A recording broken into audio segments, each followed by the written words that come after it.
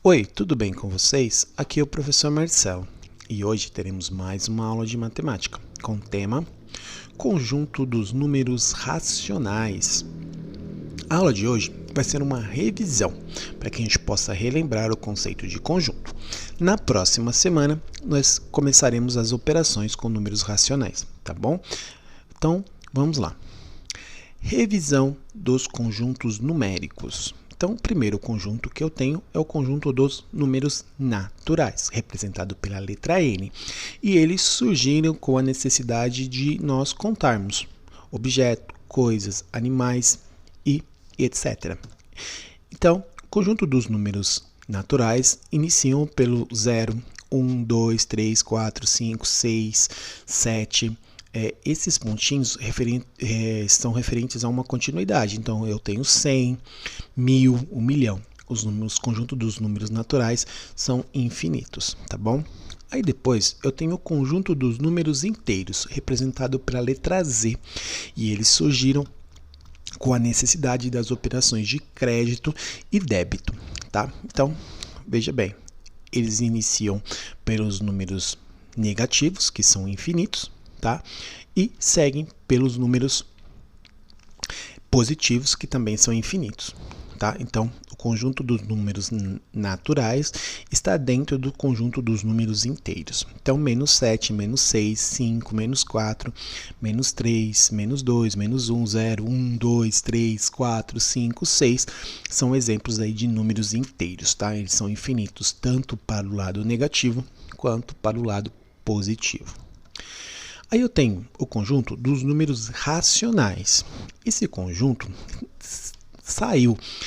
nasceu com a necessidade, tá, de representarmos números quebrados ou de números oriundos de divisões. Tá? Então, eu tenho as representações por números de fração, nesse caso aqui, 2 meios, 1 meio, 23 décimos, 2,3, 1,5, 0,33, que é uma dízima periódica, tá? Infinita, 1/3 e etc. Tá? Lembrando que os números inteiros também estão dentro dos números racionais e os números naturais também estão dentro dos conjuntos dos números racionais, tá bom? Sendo que o divisor tem que ser diferente de 0, tá? Então, vamos dar seguimento. Aí eu tenho o conjunto dos números irracionais.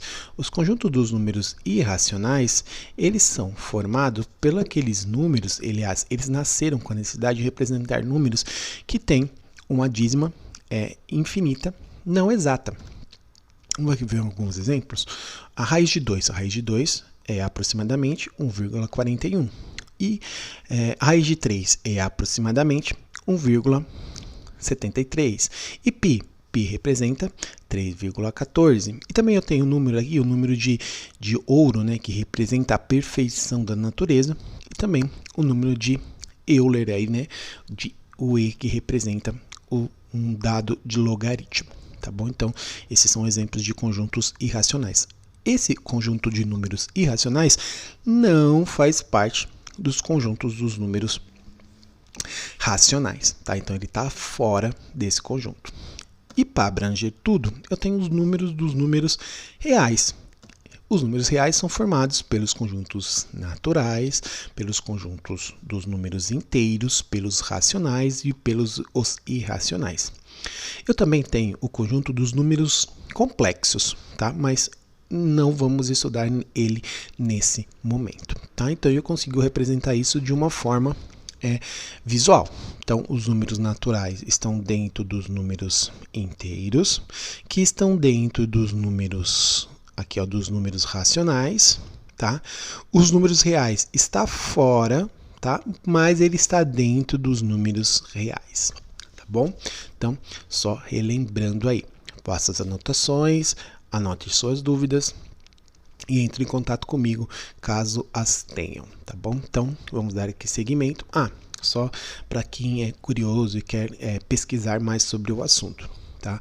O número de π é 3,14. Ele é muito utilizado na geometria, tá? Nós vamos ter uma aula especial sobre isso. O número de Euler ou de Euler, como muitas pessoas falam, ele é muito utilizado em logaritmos, tá? Então, 2,71. E o número de Φ, que é o número de ouro, que fala sobre a perfeição da natureza, ele vale 1,61. Esses números são aproximados, tá? Então, por isso eles fazem parte dos números irracionais, tá bom? Ele não tem uma origem definida, um número exato, tá bom? Então, por isso que ele sim não entra dentro dos outros conjuntos e ele faz parte só aqui do conjunto dos números irracionais, tá bom? Vamos lá, dar seguimento. Números racionais na forma fracionária. Então, vamos pegar um exemplo bem didático. Uma pizza. Digamos que eu vou dividir essa pizza em 8 pedaços, tá? Então, logo, tá, eu tenho uma pizza com 8 pedaços. Imagina que eu vou comer um pedaço dessa pizza. Então, quer dizer que eu comi um pedaço, representa que eu comi 1/8 de uma pizza, tá? De 8 pedaços. Então, eu represento como 1/8, 1/8. Digamos que eu comi 2 pedaços dessa pizza. Então, 2 pedaços representa 2/8 de uma pizza, que eu posso representar 2/8. Então, imagine que nós nos reunimos e comemos toda a pizza. Então, isso representa para mim que eu comi 8 pedaços da pizza. Representa 8/8 de uma pizza, de 8 pedaços. Ou seja, uma pizza inteira. 8 dividido por 8 é igual a 1, certo? Então, vamos aí analisar a forma de como essa divisão foi feita, pedaço a pedaço. Então, eu represento ela na forma de fração também, tá bom? Vamos daqui ver um pouco da escrita. Então, aqui, o que eu tenho? O 2 vai ser o meu numerador. E o 8 vai ser o meu denominador ou divisor. Então, o 0,25 vai ser o meu quociente, tá? Então, eu sempre vou falar primeiro o numerador. 2/8, depois o denominador. É igual a 0,25, que é igual ao meu quociente, tá? Lembrando que esse 0,25, ele está sendo representado como um número decimal, ele é um número decimal. E da onde ele teve origem? 2 dividido por 8. Eu não consigo fazer a divisão, então eu coloco 0, e acrescento um 0 ali no 2, na frente do 2. Então, vai ficar 20. Qual número multiplica 8, que dá 20, ou mais próximo? 2. 2 vezes 8 é igual a 16. 20 menos 16, 4. Como eu já adicionei uma vírgula, tá? É só eu adicionar ali o 0. Qual número multiplica 8, que dá 40? 5. 5 vezes 8, 40. 40 menos 40 é igual a 0. Aqui eu não coloquei, mas é um sinal de subtração, tá bom? Então, aí eu tenho, tá, os números racionais na forma decimal, tá bom? Então, 0,25, tá bom? Vamos dar seguimento. Vamos falar um pouquinho sobre a escrita, na forma de fração. Então, eu tenho 1/2, 1/3, 1/4, 1/5, 1/6, 1/12, 1/100, 1/1000. Então, olha, se fosse aqui 2 no lugar do 1, seria 2/3. E se fosse 2 aqui, 2/12, tá? E se fosse 1/10? 1/10. Então, eu vou sempre falar primeiro de cima o numerador e depois o denominador, tá? Na ordem aí de crescente, tá bom? Aliás, na ordem crescente, tá bom? Vamos lá.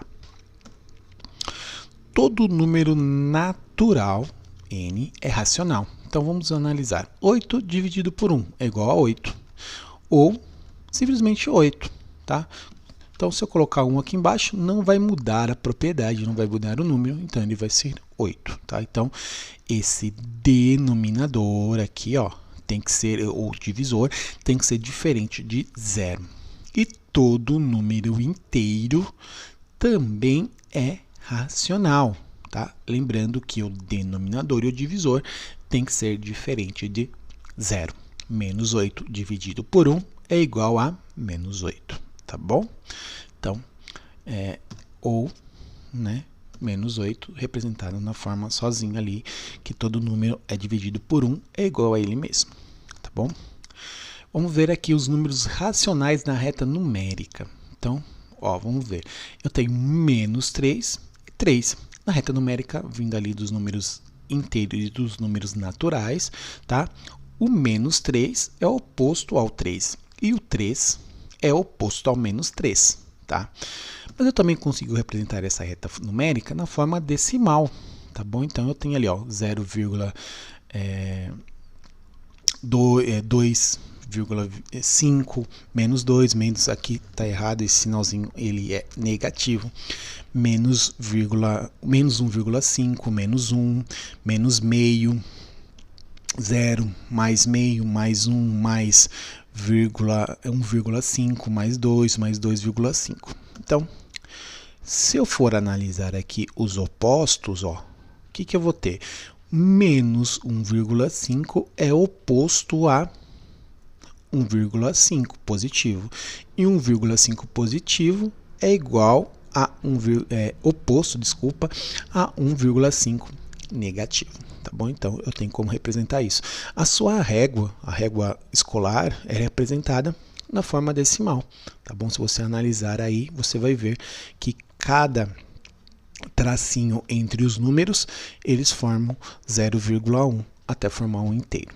Tá bom? E também consigo representar na forma de fração. Ó, veja bem, 2 terços é igual a 1 meio, tá? 1,5, desculpa. Então, o que eu vou ter aqui? Menos 3,2 é oposto a menos 3 sobre 2. Ou seja, vamos aqui para deixar bem claro. 3 sobre 2 negativo é oposto a 3 sobre 2 positivo. 1 meio negativo é oposto a 1 meio positivo e vice-versa, tá bom? Então, na reta numérica, eu também consigo representar os meus números racionais de uma forma bem didática, bem visual, tá bom? Então, preste atenção nesses exercícios, tá certo? Então, vamos lá. Representação decimal. Então, vamos fazer aqui um exemplo. 15 dividido por 2, 7. 7 vezes 2, 14. 15 menos 14, 1. Só que sobrou 1 ali, né? Antigamente nós tínhamos o resto. Na realidade, agora eu coloco uma vírgula e o 0 ali na frente do 1. Então, eu vou ter 10. Então, eu vou ter 5. 5 vezes 2, 10. 10 menos 10, 0. Aí eu também tenho outra forma de representar, tá? Lembrando que eu estou fazendo uma subtração ali. Tinha esquecido de colocar e coloquei agora. Agora vamos lá. Exemplo 2. 2 dividido por 3. 2 dividido por 3. Não dá. Então, porque 2 é menor que 3. Então, coloco 0,20. 20 dividido por 3 é igual a 6. 6 vezes 3, 18. 20 menos 18, 2. Como eu já adicionei a vírgula, eu só colocar mais um 0 ali. Então, eu vou ter 6. 6 vezes 3, 20. 18, aliás, 20 menos 18. Sobra 2 de novo. E eu vou colocar o 0 novamente, porque eu já adicionei a vírgula. 6 vezes 3, 20. 6 vezes 3, 18. 20 menos 18 vai sobrar 2.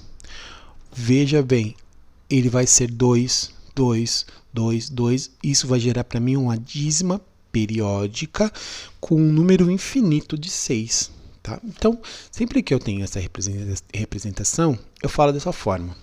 Sempre que eu tenho um final, onde o meu resultado chegou a 0, é um número decimal finito. Então, é um decimal finita ou finito.